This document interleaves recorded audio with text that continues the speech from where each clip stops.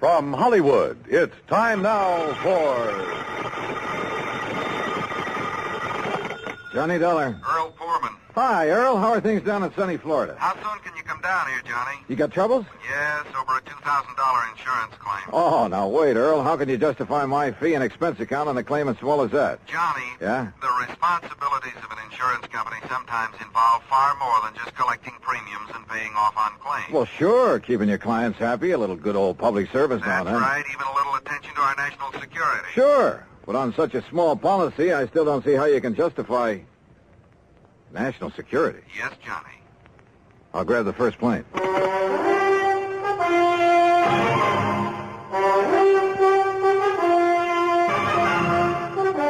Bob Bailey in the exciting adventures of the man with the action-packed expense account, America's fabulous freelance insurance investigator. Yours truly, Johnny Dollar. And now, Act One of yours truly, Johnny Dollar.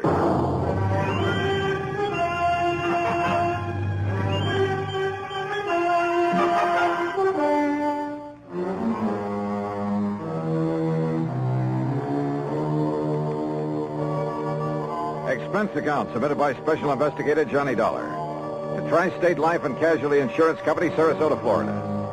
Following is an account of expenses incurred during my investigation of the Wayward Moth matter.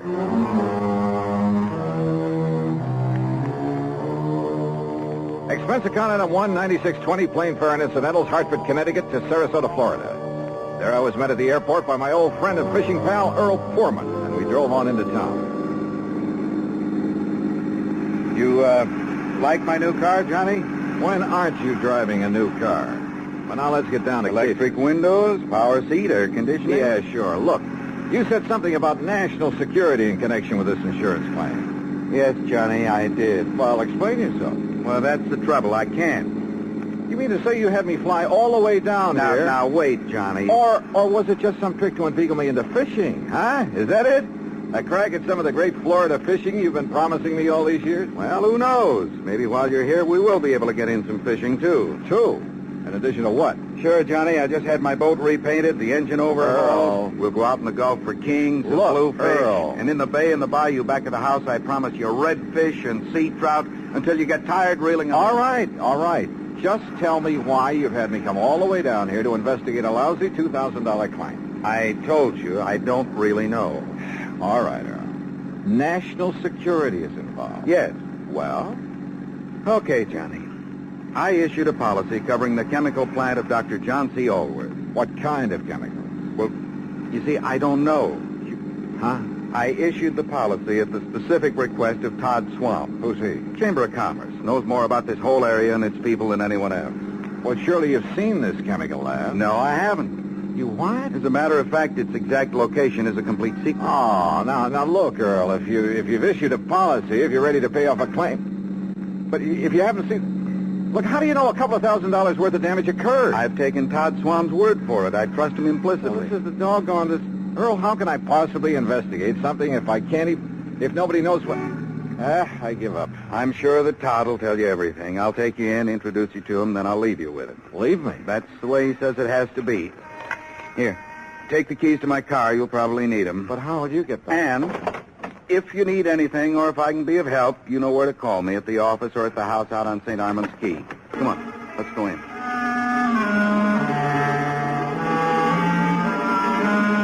Todd Swam is a young, pleasant, aggressive sort of chap. Serious, alert, perceptive. He thanked Earl for bringing me, then led me alone into his private office.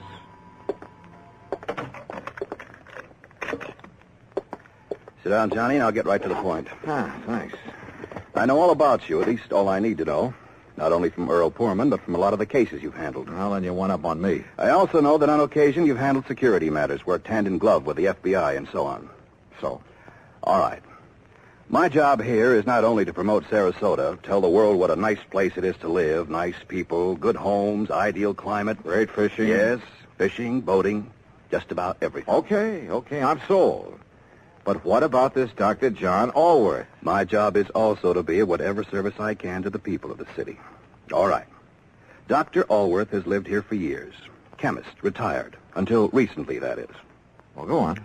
Now, in his small laboratory, carefully hidden in the swamps of the Everglades, for security reasons, Dr. Allworth is producing an important rocket fuel ingredient. Oh? For use at one of the testing centers here in Florida. Cape Canaveral? He and his assistant work entirely alone, for obvious reasons. Look, Earl says there's been some damage at his place. That's why I asked him to have you come down. But only here. a couple of $1,000 worth. That is beside the point, Johnny. I think it's a case of sabotage. But if nobody's even permitted to know where the place is. And if you're ready, we'll go out there right away. Okay? Right.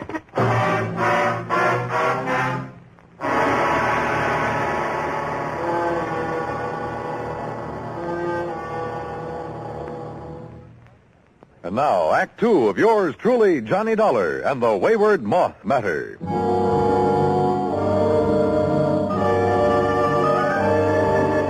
Todd Swam, manager of the Sarasota Chamber of Commerce, suggested we use 2 cars, so I got behind the wheel of the one Earl Foreman had left for me and followed him. We drove south on Highway 41 through Fort Myers, then swung left on Route 82 into the Everglades, and finally into the Big Cypress Swamp Country. A few miles further south, I'm not permitted to say how many, we left the main road for a pair of wagon tracks leading into the swampy jungle. We stopped in a little clearing. From a small shack on the edge of a bayou, a tall, husky Indian emerged. He lowered his high-powered rifle as he recognized Todd Swam and walked over to where we'd parked. You bring a man, Mr. Todd. Ben Osceola, this is Mr. Johnny Dollar. Hi, Ben. How do you do, Mr. Johnny? Ben, he's to be let through here anytime he wants.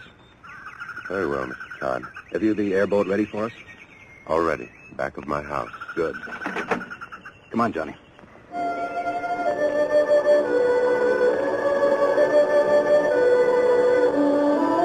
The airboat, parked on the edge of a bayou back of Ben Osceola's shack, was an aluminum hull about 12 foot long, square across the bow instead of pointed. 2 high seats were built up on it. At the back was a powerful motor with a propeller of the airplane type. Todd Swam and I climbed onto the precarious little seats, and we took off. And brother, I mean took off. What a ride. The airboat half planed, half skipped over the shallow water of the bayou. Perched up over the hull itself, I kept waiting for us to flip.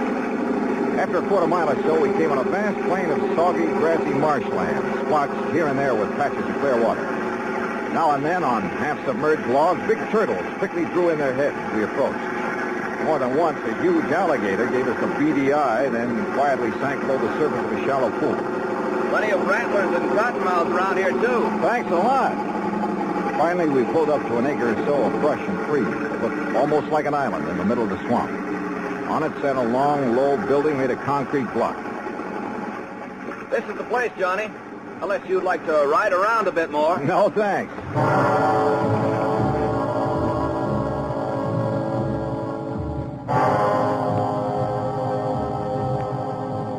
Todd Swam got the introductions over in a hurry.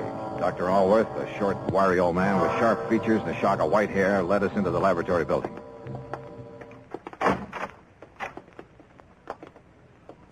No, Mr. Dollar, not in there. Oh. No one is permitted in the laboratory except myself and my assistant. Oh, I'm sorry, Doctor. You lead the way. About your assistant, Dr. Allworth. It was in the vault that the accident occurred. It was an accident. Of course it was. Who would possibly want to... Plenty of people, Doctor, and you know it. It may sound corny, but this whole country has enough enemy agents. You speak as though we were at war, Todd. Well, we're certainly in a Cold War. And speaking of agents... A moment, please, gentlemen, while I work the combination of this lock. This vault looks big enough for a bank. In it, I keep 2 things, Mr. Dollar. The finished rocket fuel component... Yeah? And the delicate apparatus with which I complete the final secret stage of its production.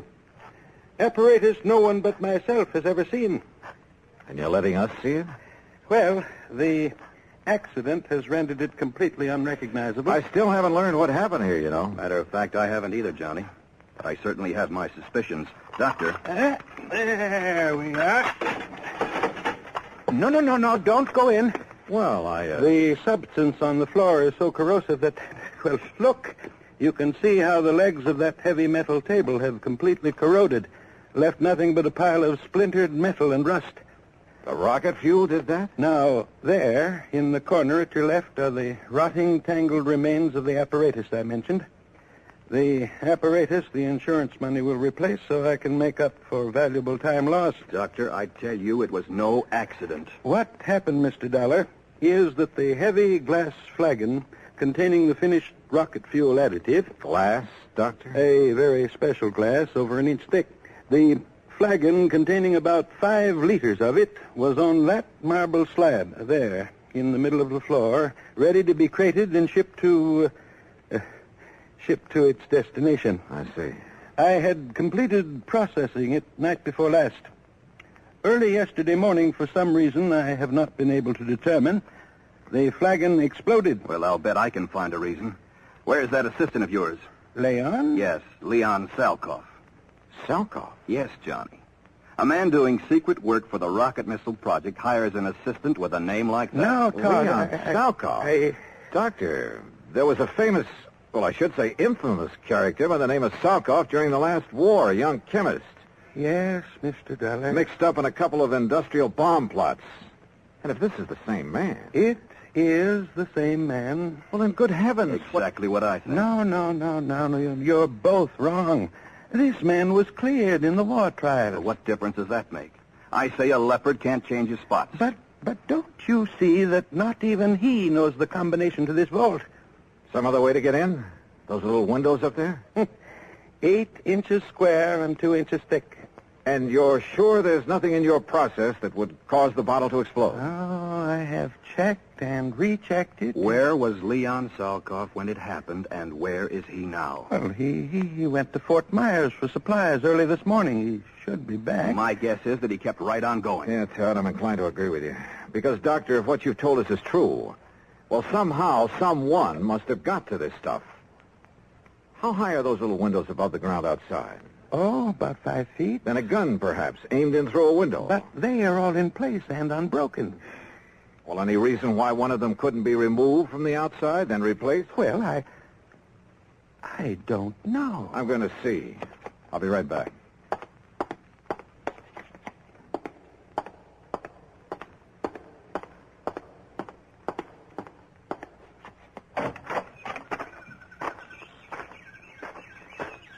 Stop! Don't move! What? Do not move, mister.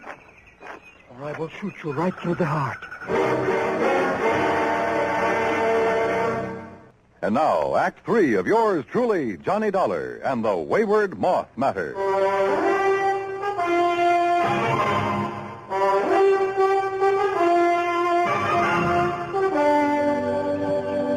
Put your hands above your head, mister. Now, wait. One move and I will pull this trigger. Who are you? I will ask the questions. What are you doing here? Where is Dr. Elwood? Answer me. Or so help me, I will shoot you down. Mr. Dollar!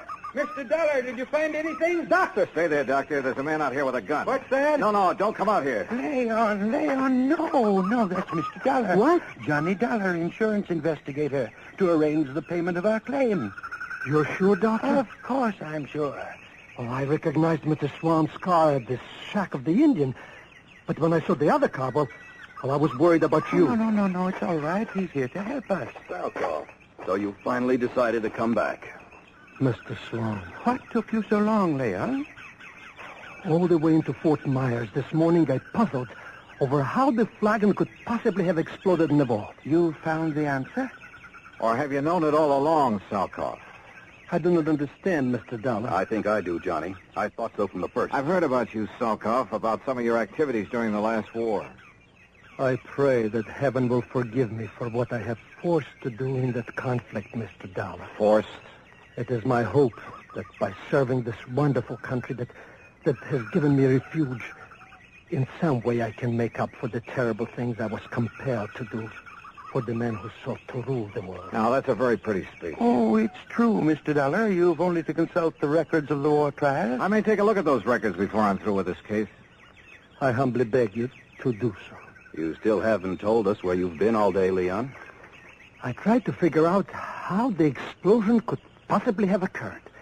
So I telephoned one of our contacts. Contacts? The glass company that has furnished us with the heavy flagon. But there is no way the additive could have caused them to disintegrate. Disintegrate? No, Doctor. Where the flagon had stood, we found a pile of granulated glass.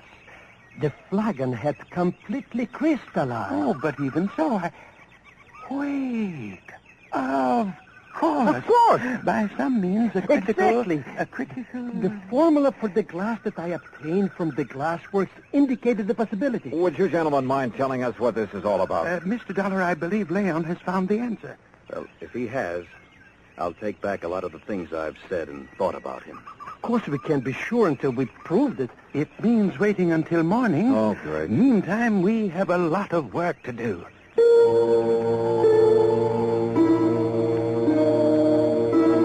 We spent most of the night working like dogs, swabbing out the vault with a powerful neutralizing solution. Then, early in the morning, the four of us gathered in the vault. A flagon, like the first one, was placed on the marble slab in the middle of the floor. We sat around and waited. A long time. Then I noticed something. The rays of the sun, coming through one of the tiny, thick windows. The light was focused, as though through a magnifying glass. Slowly, the powerful searing pinpoint of light worked its way over to the flagon. Dr. Alworth rose and held a piece of paper where the rays converged. It burst into flame. There! Now you can see the tremendous heat generated at this point. Yes, and on the flagon itself. Exactly. The tempered thick glass wall of the bottle, tempered perhaps to a highly critical degree. But to crystallize, Doctor, the way the other one did? Leon, I still don't believe it. Well, many things will cause glass to crystallize. Vibrations of many kinds. You've heard, I'm sure, of the tenor who shatters a goblet by the power, the vibrations of his voice. But light vibrations? Oh, Doctor. Of course, it should have occurred by now. If it's going to at all. Oh, the temperature of that bottle must be terrific. The pressure building up in the glass itself. I don't understand. Still, the angle of the sun is slightly different each day. Or an imperceptible flaw in the one that exploded. Oh, sure. Well, perhaps the other had some outside stimulus to act as a trigger. A sudden draft, perhaps. Oh, any little thing. Excuses, Leon. You're stalling. You said the other bottle was in here alone. The door's closed, only it wasn't because you exploded that thing. I don't know how, but you did it. And if that isn't sabotage... God. Come on, Johnny. This gag has been carried far enough. Look! Look! I saw it, too. A tiny moth, attracted by the blazing spot of light on the side of the flagon, where the focused rays of the sun converged. The moth circled, flew past it, almost brushing it with his wings. We waited. He circled again. Again. Then dove at it.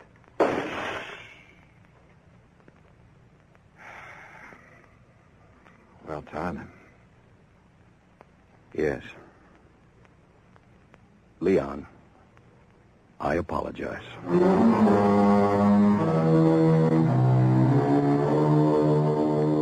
Yeah. A tiny moth triggered the reaction that disintegrated, that crystallized that bottle into a million tiny grains like sand. And simply because of the difference in temperature of his little body. Seems impossible, but it happened. Expense account total, including the trip back to Hartford, $204 even. Remarks? Pay up this claim in a hurry, will you? The more help we can give to people like Dr. Alworth and Leon Salkoff, the better. Yours truly, Johnny Dollar.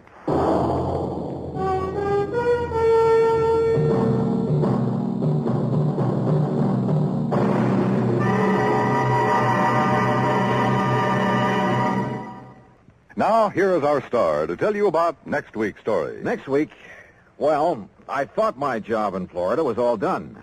Far from it. It had just begun. Join us, won't you? Yours truly, Johnny Dollar.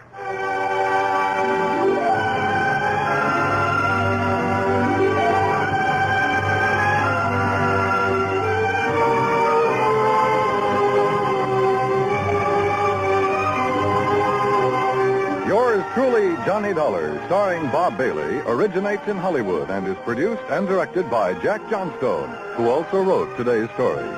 Heard in our cast were Vic Perrin, Herb Ellis, Paul Richards, Lou Merrill, and Leon Velasco.